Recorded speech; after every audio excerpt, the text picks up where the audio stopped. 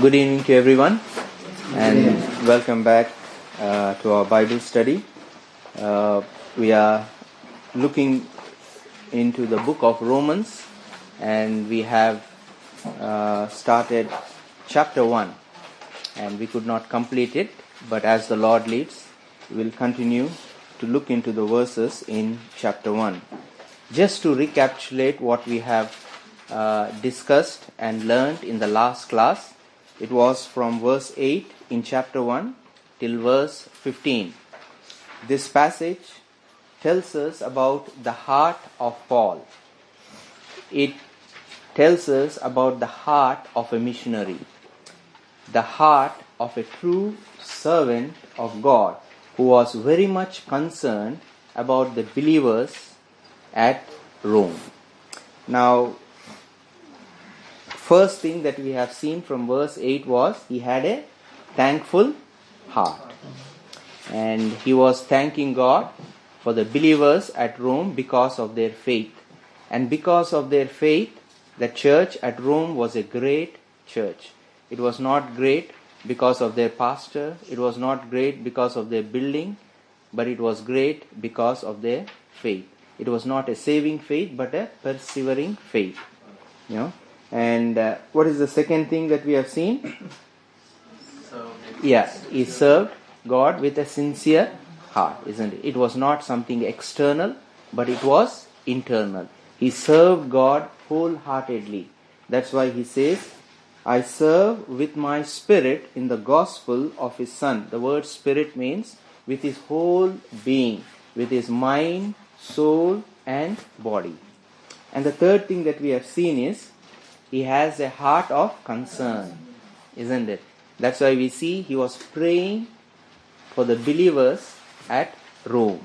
It was not just praying for their physical and social needs, but he went beyond that. That is, that they may be established in faith. That was his concern. And the fourth thing that we have seen in verse 10 is a submissive heart. That is, he was dependent on God. He was submissive to the will of God. And what is the fifth thing that we have seen in verse 11? His deep longing for the believers at Rome. He wanted to go there. Why he wanted to go to Rome? There are three things. What is that? Firstly, he wanted to establish them. And secondly, he wanted to encourage them. And also, he wanted to be encouraged by their faith as well. And thirdly, he wanted to bear fruit among them. That's what we see in verse 13.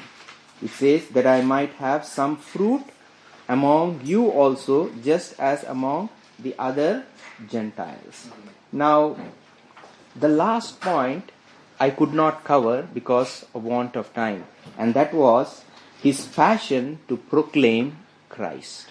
That we see in verses 14, 15 and 16. If you see in verse 14, he says, I am a debtor both to Greeks and to barbarians, both to wise and to unwise. So as much as in me I am ready to preach the gospel to you who are in Rome also, for I am not ashamed of the gospel of Christ, for it is the power of God to salvation for everyone who believes, for the Jews first and also for the Greek.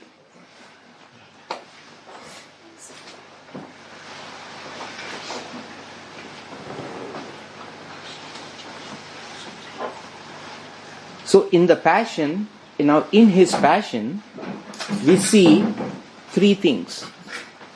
The first one is, we see his burden. That's why he says in verse 14, I am a debtor. In other words, what Paul is telling is, I am obligated to preach or proclaim the gospel of Christ. Firstly, we see his burden. Now he's telling whether he is a Greek or a barbarian. Barbarian means one who does not blend with the culture of Greek. He is a non-Greek.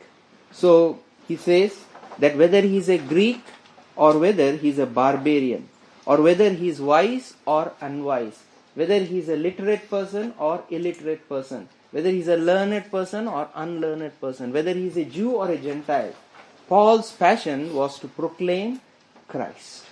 So that was his burden. Now if you see, when Moses was on Mount Sinai, God gave him the law and also the pattern for the tabernacle. Now when Moses received the law, he was debtor to God and also to the people as well. In the same way, Paul, when he received this revelation of the gospel of Christ, he was a debtor to God and also to man. Isn't it? Kindly someone read Galatians chapter 1 verses 11 and 12. Galatians chapter 1 verses 11 and 12.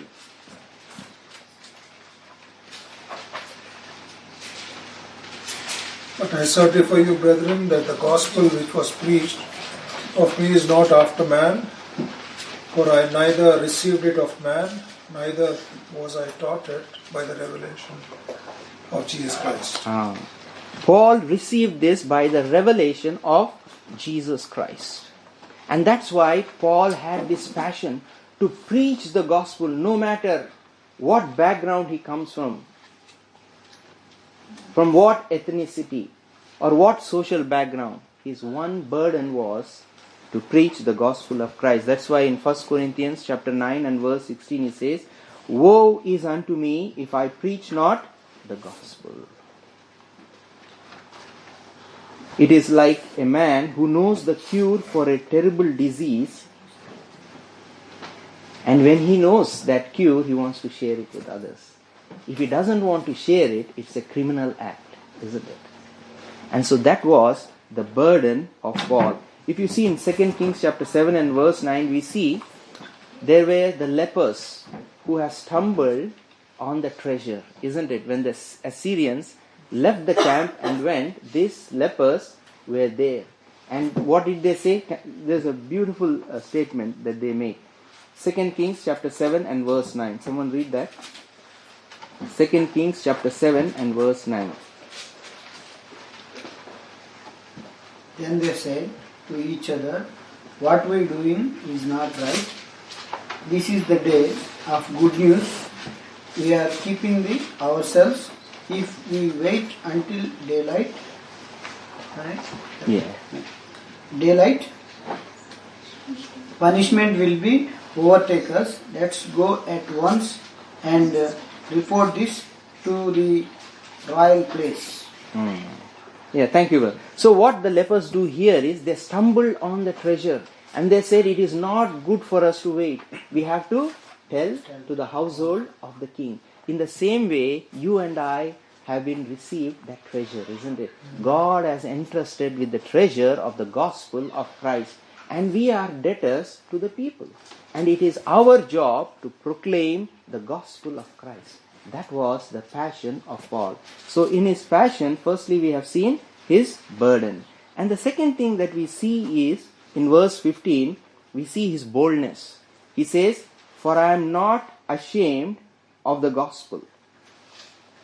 In other words, Paul was ready to preach the gospel at Rome.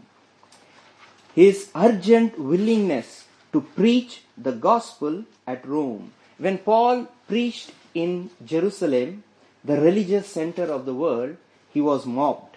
When he preached in Athens, the intellectual center of the world, he was mocked. When he preached in Rome, the legislative center or the makers of the law, he was martyred. Paul was bold enough. He was ready to die for the sake of his faith, for the sake of Christ.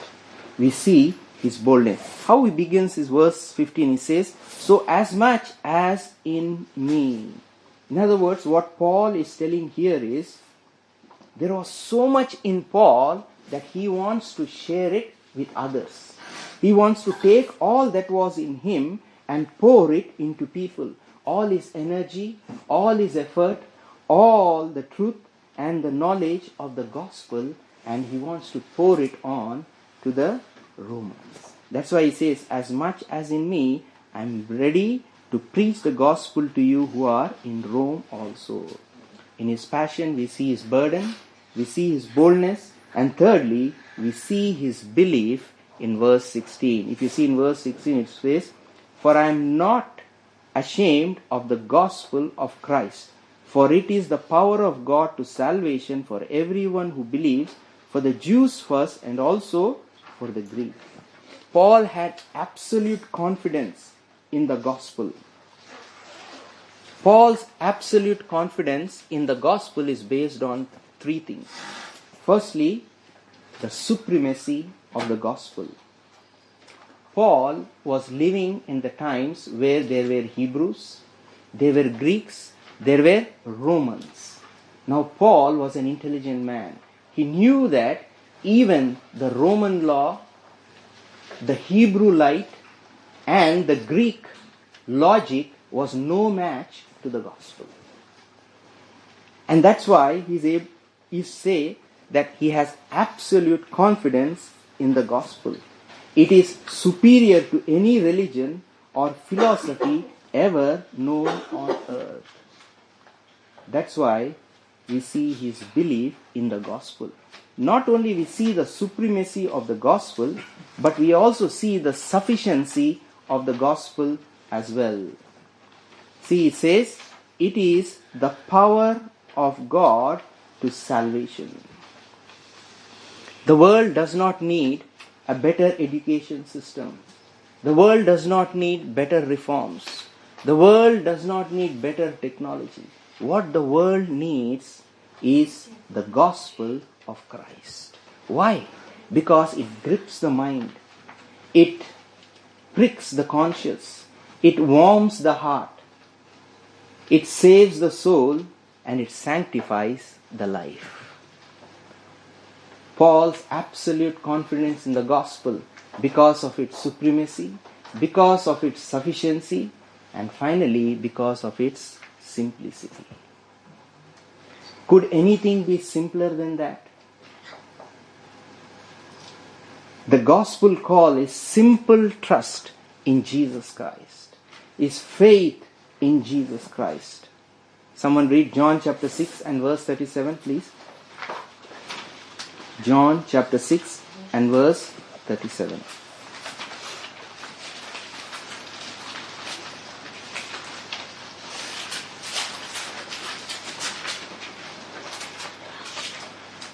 All that the Father gives me will come to me, and the one who comes to me I will by no means cast out. And also read John chapter 1 and verse 12.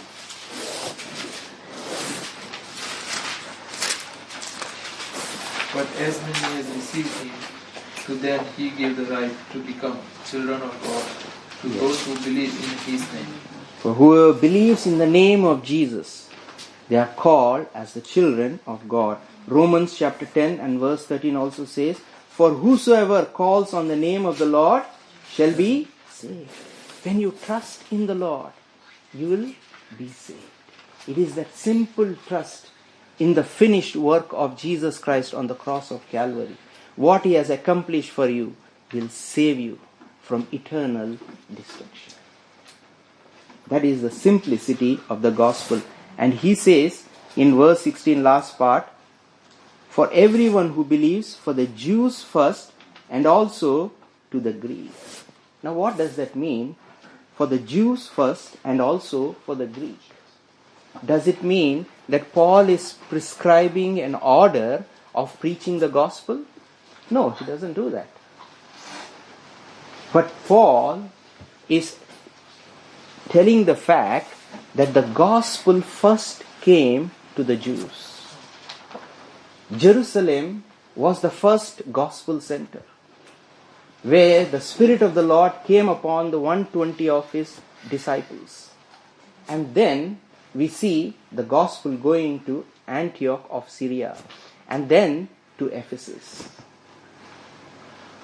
So here Paul is only telling the fact that the gospel first came to the Jews because of their because of their privileges, because of the law that they have, the scriptures, and then the gospel came to the Greeks. So that's what it means for the Jews first and also for the Greeks. Now in verses 14, 15 and 16 we also see the three I ams of Paul. So in verse 14 he says, I am a debtor. In verse 15 he says, I am ready. And in verse 16 he says, for I am not ashamed of the gospel of Christ. So from verses 8 to 15 we see the heart of Paul, the heart of a missionary, the true concern of a servant of God. What are those things? The first thing in verse 8 we saw was he had a thankful heart. And secondly, he served God with a sincere heart.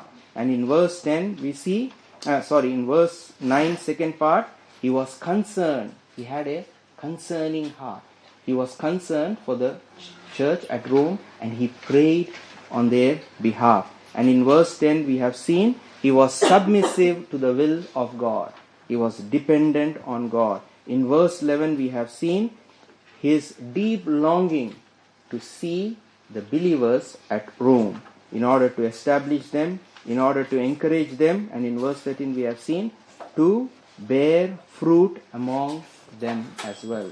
And in verses 14 and 15 and 16 we have seen his passion to proclaim the gospel of Christ, isn't it?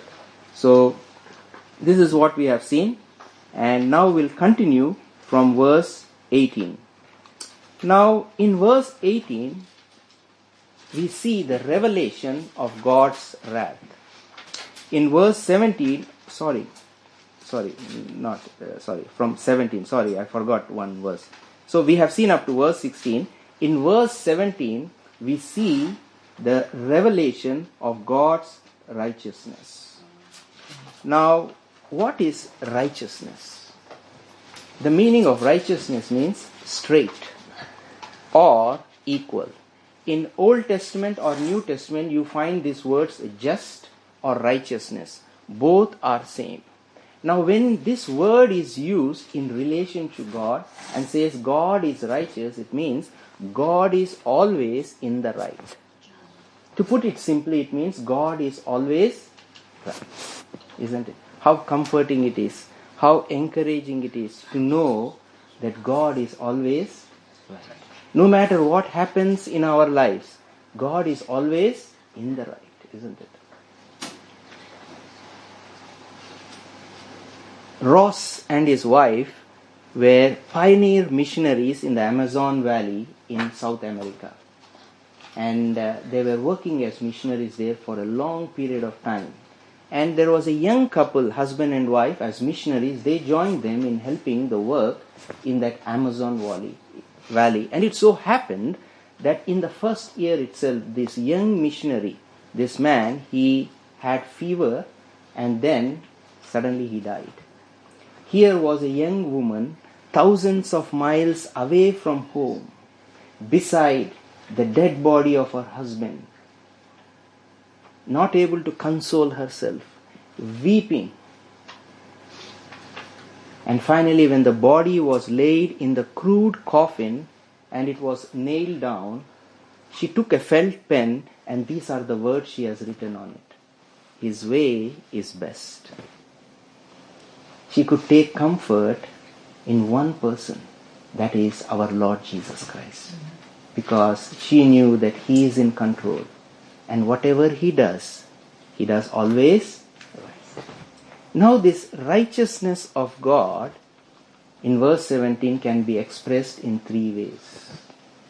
Firstly, it talks about His divine attribute or divine character.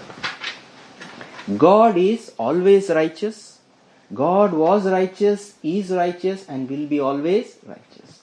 No one has made God righteous, isn't it? It is an intrinsic nature that God is righteous. Now we can see many scriptures where it says God is righteous. Can someone read Revelation chapter 16 and verse 5?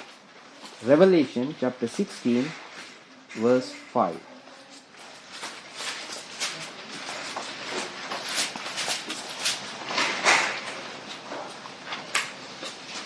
And I heard the angel of the waters say, Thou art righteous, O Lord, which are and which was and shall be, because thou hast judged us. Yeah. Thou art righteous, O Lord. And also read Jeremiah chapter 12 and verse 1. Jeremiah chapter 12 and verse 1.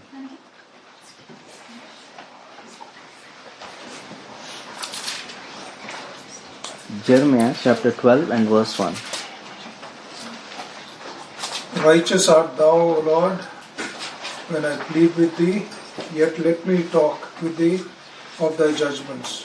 Therefore does the way of the wicked prosper. Wherefore are all they happy that deal very treacherously.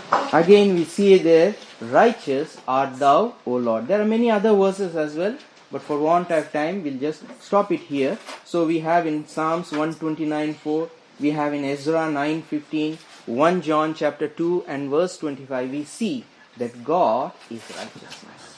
So the first thing about God's righteousness is His divine attribute. And the second thing that we see is the divine activity. Because God is righteous, He acts justly. Isn't it? We see His righteousness in His action, especially His divine activity as a saving intervention on behalf of His people. Now if you see in the Bible, the salvation and righteousness, they are coupled together. Kindly someone read Psalms 98 and verse 2. Psalms 98 and verse 2. The Lord hath made known His salvation. His righteousness hath He openly showed in the sight of the heathen. There we find the word salvation and righteousness together. And also Psalms 51 and verse 14, please.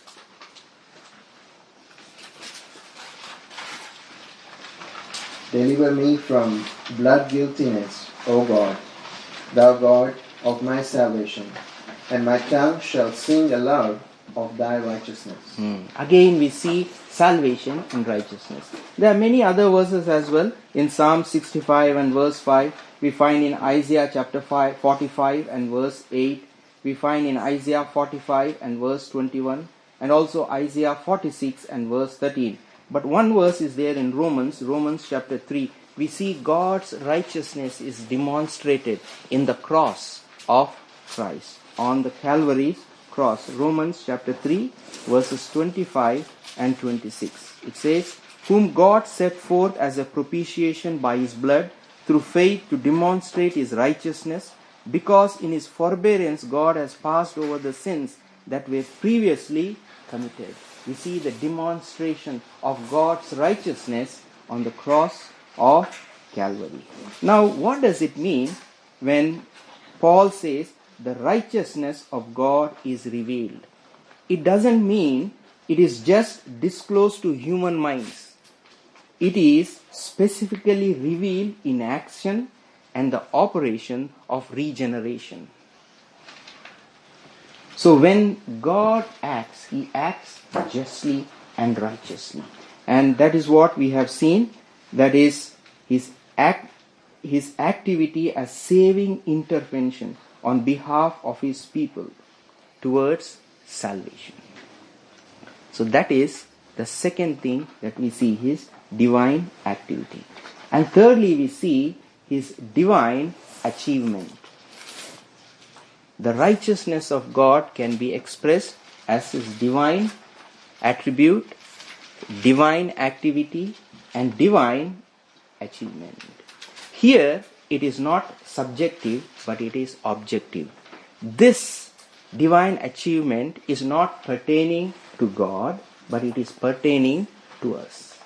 It is objective. Now in some other translations like NIV, here it says the righteousness from God, not righteousness of God, isn't it? Now here what we see is God requires a righteous status from man before God can accept him. Before man can come into the holy presence of God, he has to be righteous. Now man tries to be righteous by doing righteous deeds according to the law, but God will not accept him. Why? Because God is perfect and man is imperfect. There is no way God can accept man's self-righteousness. That's why we see it is a righteous status which God requires for man to stand before him. And that is what he has achieved through atoning sacrifice of the cross, which is revealed in the gospel, and he bestows freely who believe. It is that simple faith in Jesus Christ that makes us as righteous. If you kindly someone read 2 Corinthians chapter 5 and verse 21. 2 Corinthians chapter 5 and verse 21.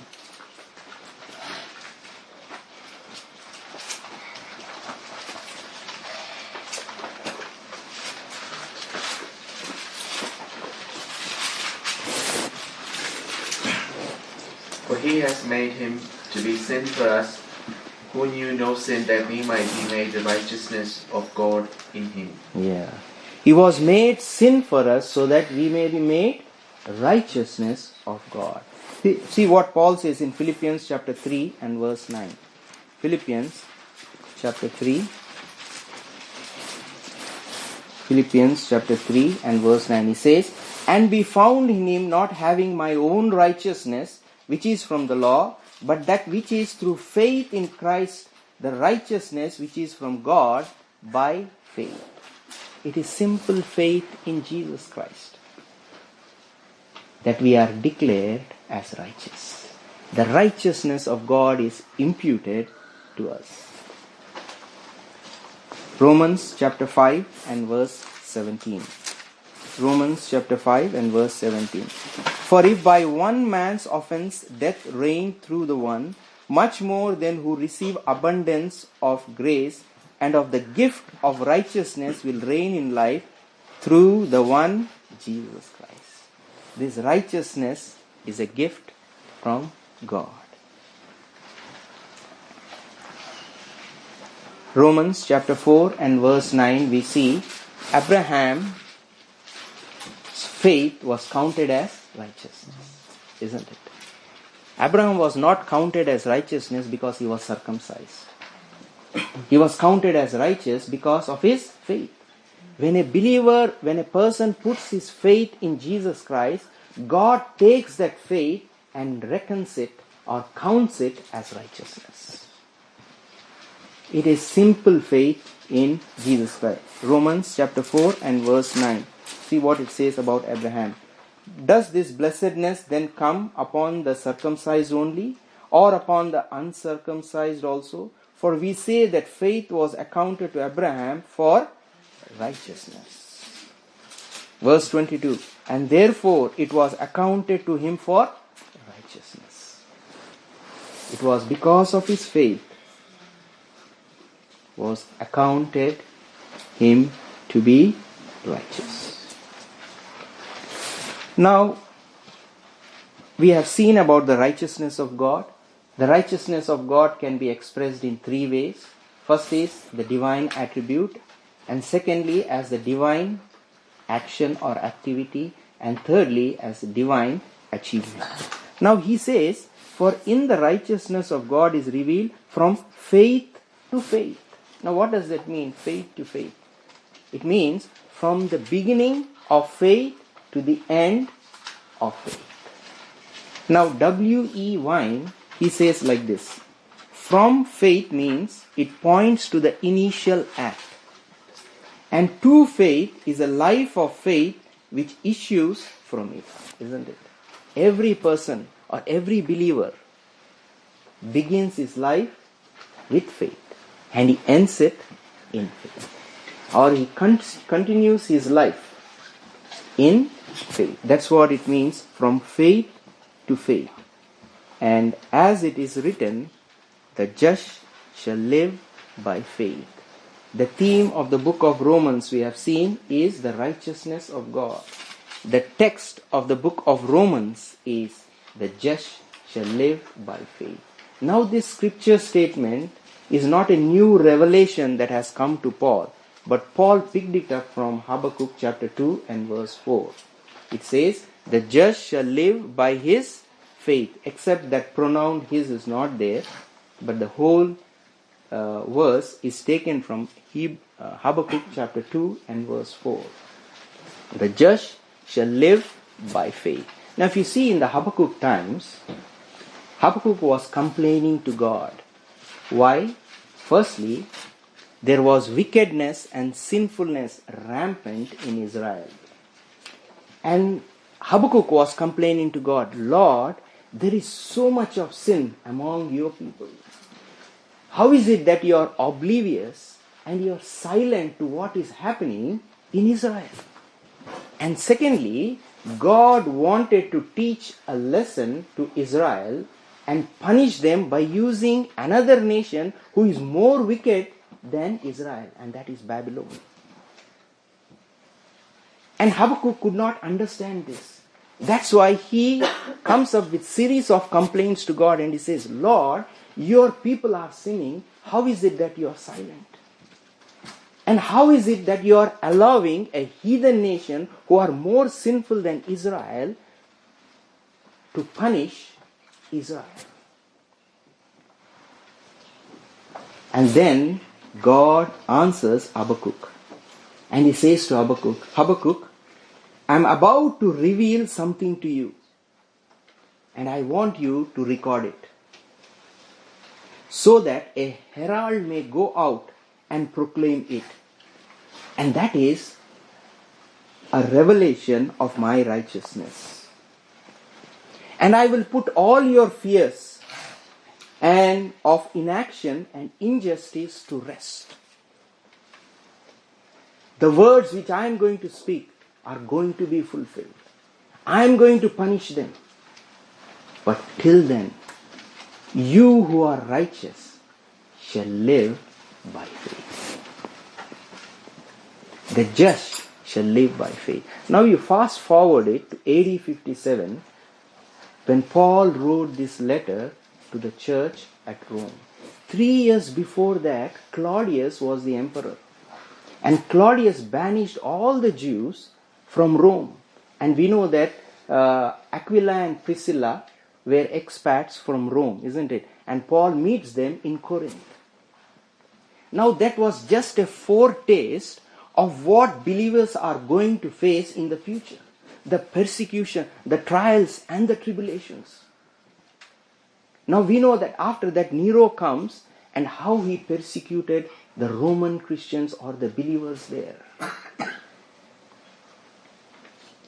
Now, I'm sure the cry of the believers at that time was the same cry as Habakkuk. They were telling, Lord, why are you silent? Why are you not interfering? There is so much of sin. There is so much of wickedness. We are being persecuted. And the Lord's answer was, the just shall live by faith. Yes, I am going to punish them. But in the meantime, you who are righteous shall live by faith. Now if you look at this verse in the light of today's world, there is so much of sin and there is so much wickedness that is prevailing. Many believers who are strong in their faith in different parts of the world, they are being persecuted. Their cry also is the cry of Habakkuk. And they are telling, Lord, when will you come? Lord, when will you take vengeance? When will your judgments come upon these people? And this is the same verse that we can apply it in our lives. Yes, one day the Lord is going to judge this earth, no doubt about it. But till then, the righteous shall live by faith. So in verse 17, we see the revelation of God's righteousness. Now in verse 18, we see the revelation of God's wrath. Now from verse 18 to verse 20 of chapter 3, Paul exposes the dark side of human nature. Now, in the first 17 verses, Paul just summarizes what he is going to expound in other chapters of the book of Romans. Now, actually, he starts expounding from verse 18. And he begins it with the revelation of God's wrath, isn't it? That's not a good way to begin a letter, isn't it? It would have been nice, he would have mentioned more about love, about mercy, and the grace of God, not the wrath of God, isn't it? But we need to understand the righteousness of God and the wrath or the anger of God, they are balanced in the divine perfection of God. Man cannot fully comprehend and understand the being and the nature of God. The being and the nature of God is a profound study. Man sometimes dwell on one attribute of God and neglect the other. He dwells on the love of God and he neglects the wrath and the anger of God. He upholds the mercy of God and he downplays the justice and the majesty of God. We need to know that a man cannot understand the love of God unless he knows what the wrath of God is, unless he knows what the anger of God is. He cannot appreciate the grace of God unless he knows what the law of God is.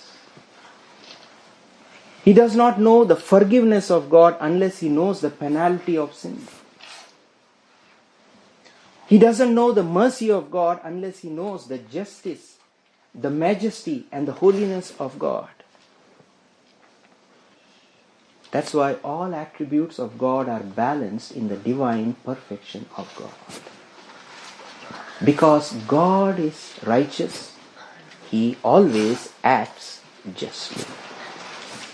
Just as human beings we are, sometimes in certain circumstances, we became angry, isn't it?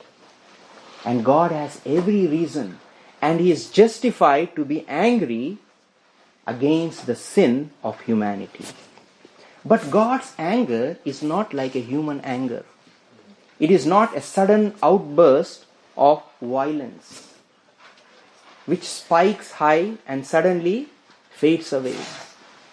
God's anger is a decisive anger.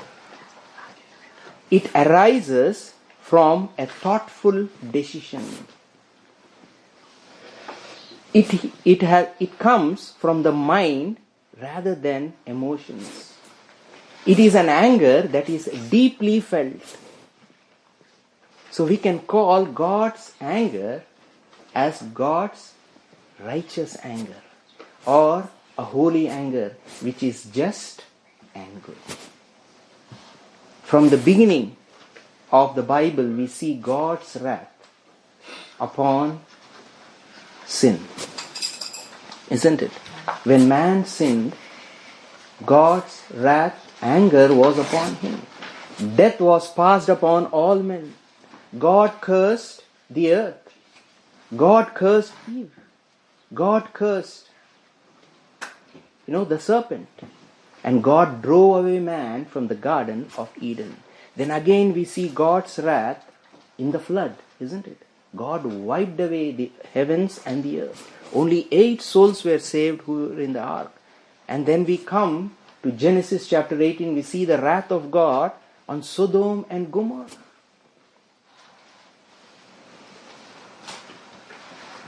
When Jesus began His ministry, He went into the temple and He drove all the people from the temple because they were money changers.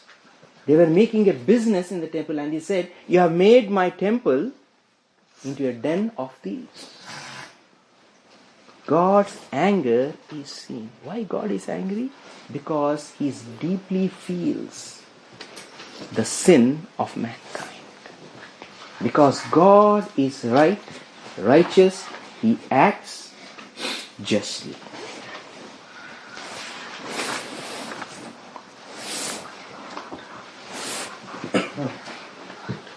Nowadays, God's wrath is not a popular subject, isn't it?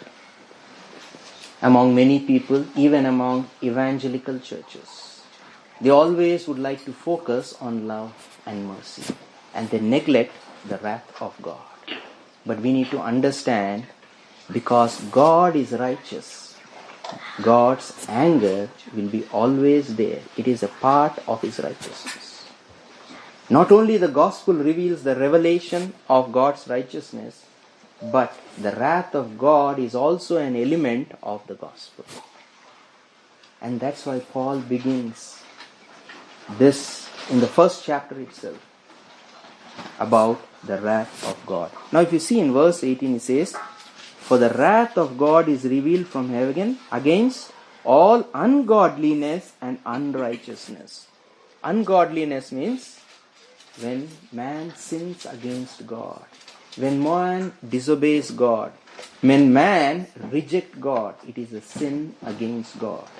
When man sins against God, he becomes unrighteous. Ungodliness leads to unrighteousness. What is unrighteousness? As I said, righteousness is straight. Unrighteousness is something which is crooked. That's why we see man deceives. Man tells lies. Man murders. Man kills.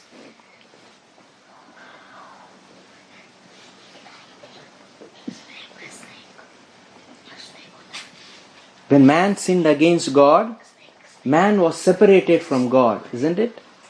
And then what happened? We see the first murder, Cain killing Abel.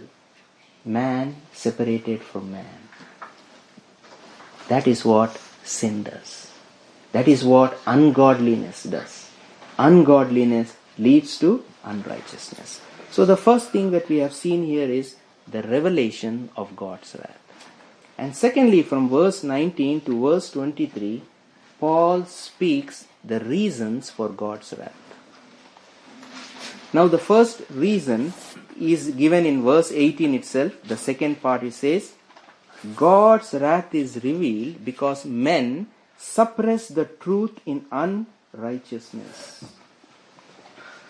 The word suppress means, in some translation it says, hold down. Men know the truth from three sources. We see in verse 20, from nature. And secondly, man knows the truth from reason and conscience. And thirdly, from the scriptures. If you see in 2 Timothy chapter 3 and verse 16, all scripture is given by the inspiration of God, is profitable for reproof and for correction. We see in John chapter 5 and verse 39 as well. Man knows the truth, but man suppresses the truth. Why does man suppress the truth? Because man wants to continue in his sin, in his unrighteous ways, in his wicked ways. Because he doesn't want to stop from what he is doing. That's why he suppresses the truth. When someone does wrong, he is in fact suppressing the truth. You know that? It applies even to believers as well. Not only to unbelievers, even to believers as well. When we are doing something wrong against our conscience, against the word of God, you are suppressing the truth. Today, as believers, as children of God, we need to stand for the truth. Other day I was hearing a news, and there was one lady by name Margaret Court. I must have sent you an email. And she was a tennis legend, and in honor of her, they have named the arena also as Margaret Court Arena. And it so happened, the media, because she stood for her faith, and she openly said, I believe, according to Genesis chapter 1, these are the words she has spoken. According to Genesis chapter 1 and 2, I believe that marriage is between man and a woman. And I believe that. She didn't say any negative comments about the gay community or the same supporters of the same-sex community. But she just stood and she said, I love gay community, but my stand is marriage is between a man and a woman. That is a covenant between a man and a woman. That you cannot change that covenant. You cannot redefine marriage. And she was in the limelight because she stood for the truth. She did not suppress the truth. The media were bullying her because she said, I'm not going to travel in Qantas because the CEO of Qantas said that he's going to openly support the same-sex marriage. I was so much encouraged to see the boldness of this one woman who stood. From every corner, people who belong and who support this gay and the same-sex community, they were bombarding her. Even some great sports personalities. But this woman was not moved. Time after time, whether it was a Sky News, whether it is a 10 News and 9 News, she stood for what she believed. She did not suppress the truth. God's wrath is revealed because men suppressed the truth.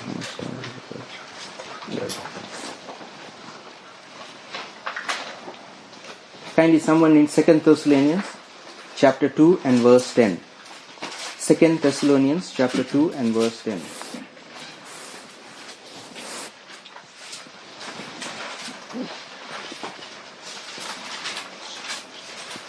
And with all deceivableness of unrighteousness in them that perish, because they receive not the love of the truth, that they might be saved.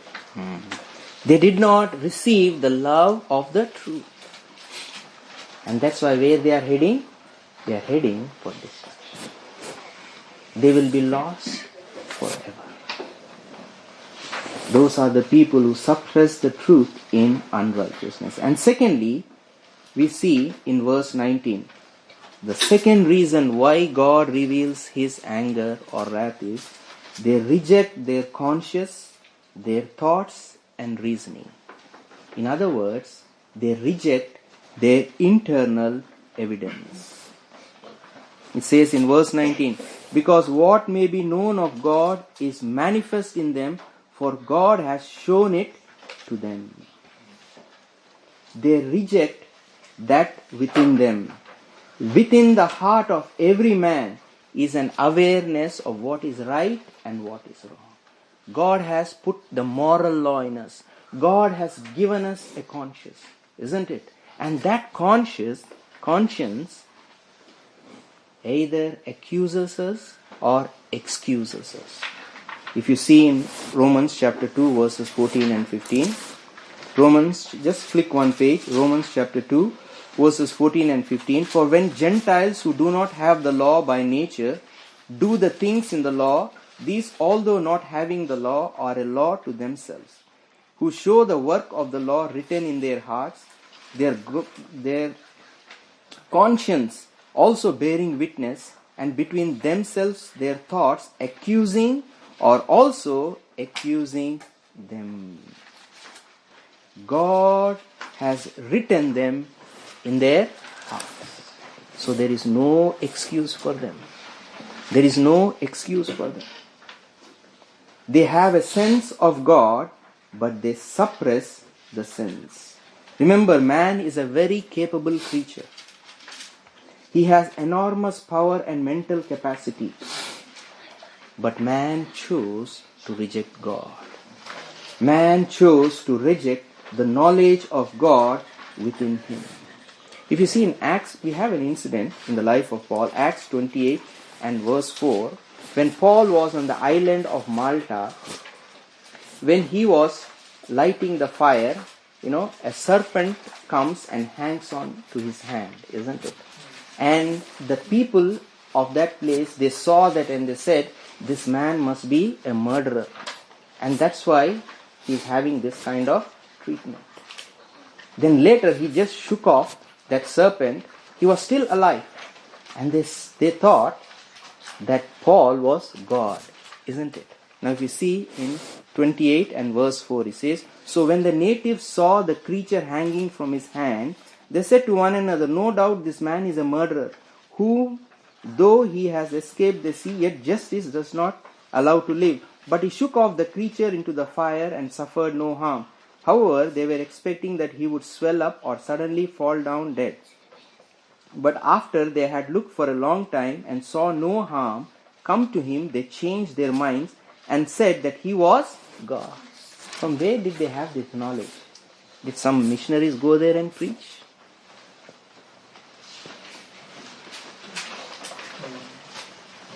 It is what was written in their hearts. Man knows about God through their conscious thoughts and reasoning. That is their internal evidence. And thirdly, God reveals His wrath in verse 20 because they reject the signs of creation. That is the external evidence. See verse 20. "For since the creation of the world, His invisible attributes are clearly seen, being understood by the things that are made, even His eternal power and Godhead, so that they are without excuse." God has another witness for Himself, and that is His creation. His creation, the nature, reveals God. It declares God. When you look at the universe, when you look at the sky, the heavens, the sun, the moon and the stars, the plants, the mountains, and everything in His creation, not only you see the Creator behind it, but you have seen the eternal power of God. That's why he says, Paul here in verse 20, clearly seeing His invisible attributes are clearly seen. It means at least two things. One is His eternal power, another is His divine nature. When you see at the creation, you see His eternal power. It is that power that has created this universe. It is that power that is still holding this universe by His word. We see His eternal power. We see the supreme intelligence of God. Man sees God of supreme life and being, beauty and majesty, intelligence and knowledge, glory and honor. Abraham Lincoln said, "I can see how it is possible for man to look upon earth and be an atheist, but I cannot conceive how man can look up into heavens and say that he does not believe God."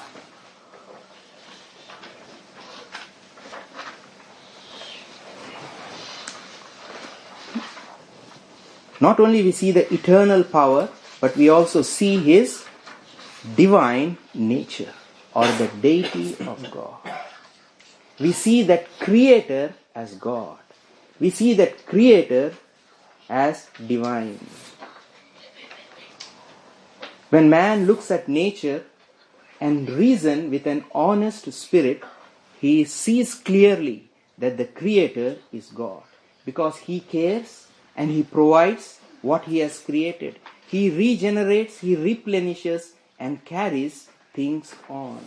And that's why he says, man is without excuse. Man cannot escape the judgment of God. Man cannot escape the wrath of God. Kindly someone read Psalms 19 and verse 1. Psalms 19 and verse 1. Psalms 19 and verse 1. The heavens declare the glory of God, and the firmament showeth His handiwork. The heavens declare the glory of God. Someone read Acts chapter 14 and verse 17.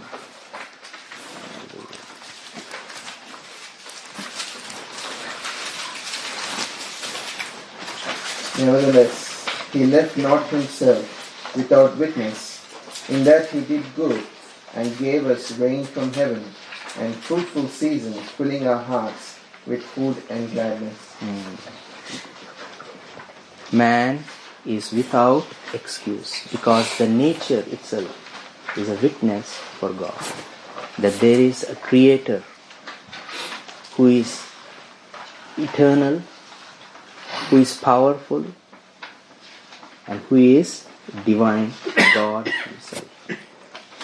And the fourth reason why God reveals His wrath is in verse 21. He says, they had no appreciation of God. Because although they knew God, they did not glorify Him as God nor were thankful, but became futile in their thoughts, and their foolish hearts were darkened. Man receives everything from God, and man rejects God, isn't it? His response, he responded with ingratitude. They did not honor God. They know that God gives them life, cares and provides for them, giving meaning and purpose in life. And therefore God wants His subjects to glorify Him and give Him thanks. But man chose to reject God. He does not want to honor Him. And what happens when man rejects God is very tragic. What it happens? Firstly, we see man's imagination becomes futile, or it becomes vain. The word imagination in verse 21 means thoughts, reasoning and conclusions. The word futile means empty, senseless and worthless, isn't it? When man rejects God, his imaginations becomes futile or vain. Someone read Genesis chapter 6 and verse 5. Genesis chapter 6 and verse 5.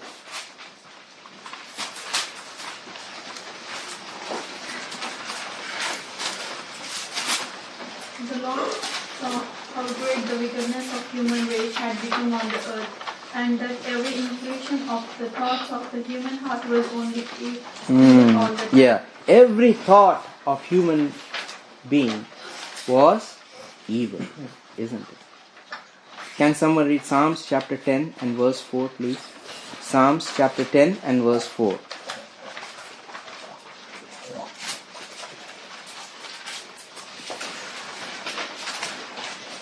In his path, The wicked man does not seek Him.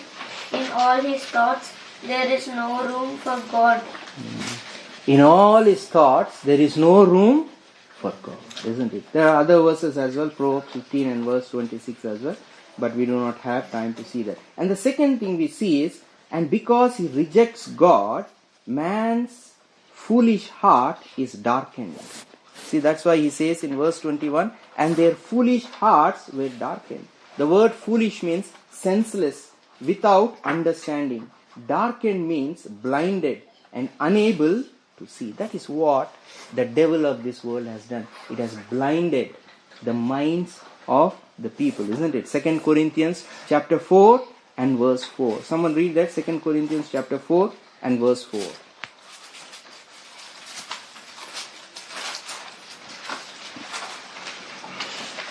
In whom the God of this world hath blinded the minds of them which believe not, lest the light of the glorious gospel of Christ, who is the image of God, should shine unto them. Here, they have rejected God. God is light, isn't it? When you remove light, what happens? There will be always darkness. That's why their hearts were darkened. Why? Because there is no God in their life, isn't it? What a tragedy. People who do not believe in Jesus Christ, they are not walking in light, but they are groping in darkness. And these people, they have enjoyed the benefits that God gives to them, but still they do not want to honor God, they do not want to thank God. We do not have time to see why God's wrath is revealed. There's another 2 points, I think, but we will see in the next class. We'll just revise. So firstly, we have seen God's wrath is revealed because they suppress the truth in unrighteousness. That is in verse 18, second part. And the second reason why God reveals His wrath is they reject their conscious thoughts and reasoning, that is their internal evidence. And thirdly, they reject the signs of creation, the external evidence. And fourthly, they have no appreciation of God. And fifthly, it is the men became prideful. That we are going to see in the next class. May God bless this word.